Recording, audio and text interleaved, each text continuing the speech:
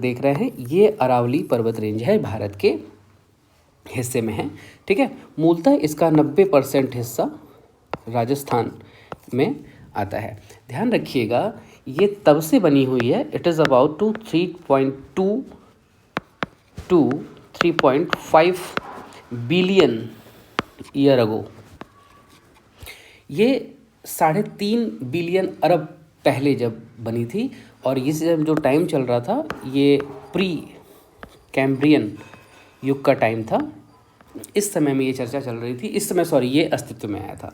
ठीक है, अब जो अरावली रेंज है इसका विस्तार आप देख रहे होंगे कि ये राजस्थान में तो है ही है, लगभग 80 से 90% हिस्सा इसका राजस्थान में पड़ता है, बाकी हिस्सा हरियाणा और दिल्ली तक जो है कि ये जाता है।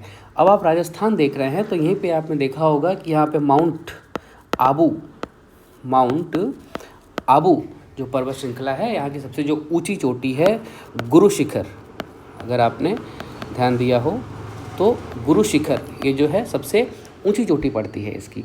Basically this topic is not belong to the current affairs but this is belong to the geography too. ये ज्योग्राफी का भी सब्जेक्ट हो जाता है एक तरीके से, आप देख रहे होंगे। ध्यान रखिए मैं क्या कहना चाह रहा हूँ आपसे कि एक केस हुआ जो इसके प्रीफेस में जो चीज़ें हैं वो क्या हैं। एक केस हुआ जो कि तमिलनाडु में एक व्यक्ति रहे, उनका नाम था TN गोदावर्मन। ओल्ड एज व्यक्ति हैं और इन्होंने आर्टिकल 32 आप समझ ही रहे होंगे।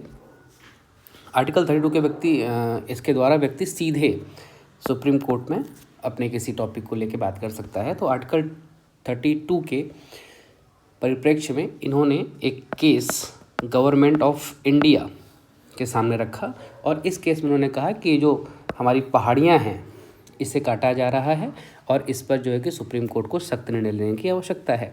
दरअसल ये केस नीलगिरी से संबंधित था, नीलगिरी पहाड़ियों से संबंधित था, लेकिन अब मामला चूँकि अरावली रेंज तक कहा गया है तो इस पर भी चर्चा करना आवश्यक है। ध्यान रखिएगा इसी केस को बेस बना के हम आगे की चीज़ें देखेंगे। अभी सुप्रीम कोर्ट ने इस पर एक नया डेफिनेशन दिया है और यहीं से मामला गड़बड़ हो गया है। जो नया डेफिनेशन दे रखा है उसमें सुप्रीम कोर्ट ने कहा है कि अरावली रेंज में जो 100 मीटर लेस देन 100 मीटर्स के पर्वत श्रृंखलाएं हैं उन्हें अरावली रेंज की श्रृंखला नहीं मानी जाएगी, उनमें कटौती, उनका खनन करा जा सकता है। यानी कि एक नियम के तहत दे दिया है कि अब इसकी परिभाषा चेंज हो रखी है। लेकिन ध्यान रखिए 2010 में फॉरेस्ट सर्वे ऑफ इंडिया ने जो रिपोर्ट निकाली उसमें बताया कि 12,081 पहाड़ कुल हैं किसमें, अरावली रेंज में। और आज की डेट में जब ये रिज़ल्ट आया है तो 1048 पीक्स अब रह जाएंगे। क्यों? क्योंकि इसकी सीमा क्या कर दी गई है, 100 मीटर से कम कर दी गई है। इसका मतलब ये है कि अगर 100 मीटर्स जो सुप्रीम कोर्ट का नया डेफिनेशन है उसके according less than 100 metres of mountain peaks are not considered as the Aravalli range, इसके चक्कर में क्या होगा कि अरावली रेंज के 90% भाग को डिस्ट्रॉय किया जा सकता है, वहाँ पे मानवीय गतिविधियों को बढ़ाया जा सकता है। अभी जो है कि जो CEC है ये निर्णय CEC ने दिया है, ठीक है, सेंट्रल एम्पावरमेंट कमेटी इसको बोला जाता है, उसने ये निर्णय दे रखा है। अब देखिए इसी में अगर हम शेड्यूल 6 को भी जोड़ लें तो शेड्यूल 6 को जोड़ने का क्या मतलब है। शेड्यूल 6 ये कहता है, अच्छा शेड्यूल 6 में कौन कौन से आते हैं राज्य, अरुणाचल, त्रिपुरा, मिजोरम और मणिपुर। शेड्यूल 6 ये कहता है कि लोकल जो संसाधन है उस पर जो अधिकार होगा वो लोकल संसाधन का लोकल लोगों का होगा, न कि सेंट्रल गवर्नमेंट का। ठीक है, अभी सेंट्रल गवर्नमेंट के हस्तक्षेप से वहाँ पे जो है कि ये चीज़ें करी जा रही हैं। आप देखेंगे कि अरुणाचल, त्रिपुरा, मिज़ोरम और मणिपुर में इसी लोकल बॉडीज़ के हाथ में ये सब कुछ पावर देने की वजह से वहाँ पे जो है कि वन संसाधन आज भी जीवित हैं, वन्य प्राणी आज भी सांस ले रहे हैं खुले में। अब आप समझिए कि इसी अरावली रेंज में, मैं थोड़ा इसे साफ कर दे रहा हूँ, इसी अरावली रेंज में बहुत सारे खनिज पदार्थ पाए जाते हैं। साथ ही यहाँ पे रेप्टाइल्स जो रेंगने वाले जीव हैं वो भी यहाँ पे रहते हैं। अब आप समझिए कि इनके कट जाने से रेंगने वाले जीव समाप्त हो जाएंगे।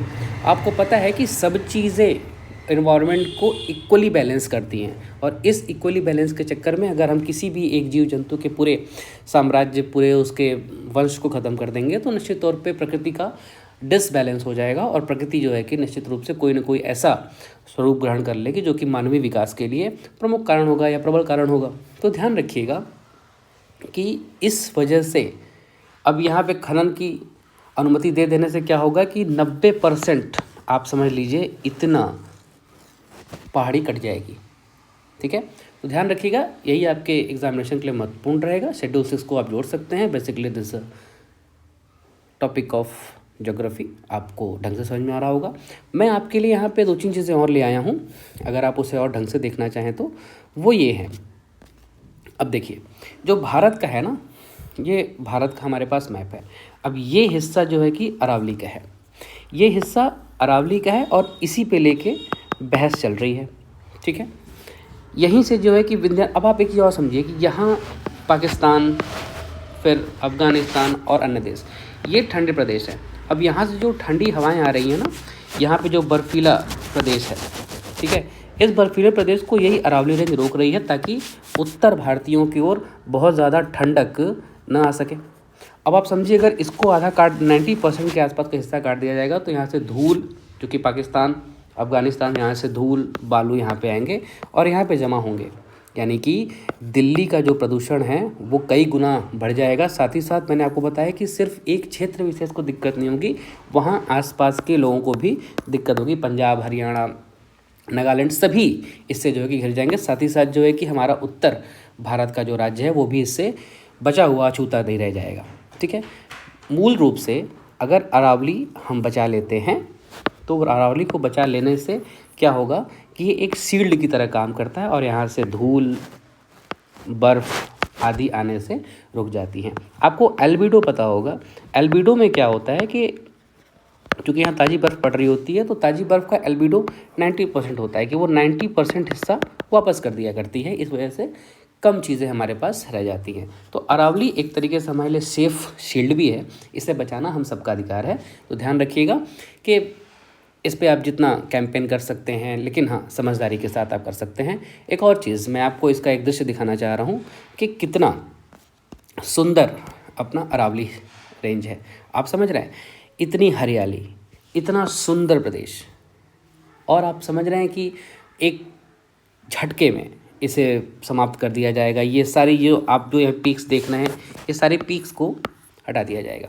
ध्यान रखिएगा, इन चीज़ों को बचाने की जिम्मेदारी हम सभी की है और शेड्यूल 6 इसके लिए सबसे बेहतर उपाय होगा। तो आज के लिए इतना ही, धन्यवाद।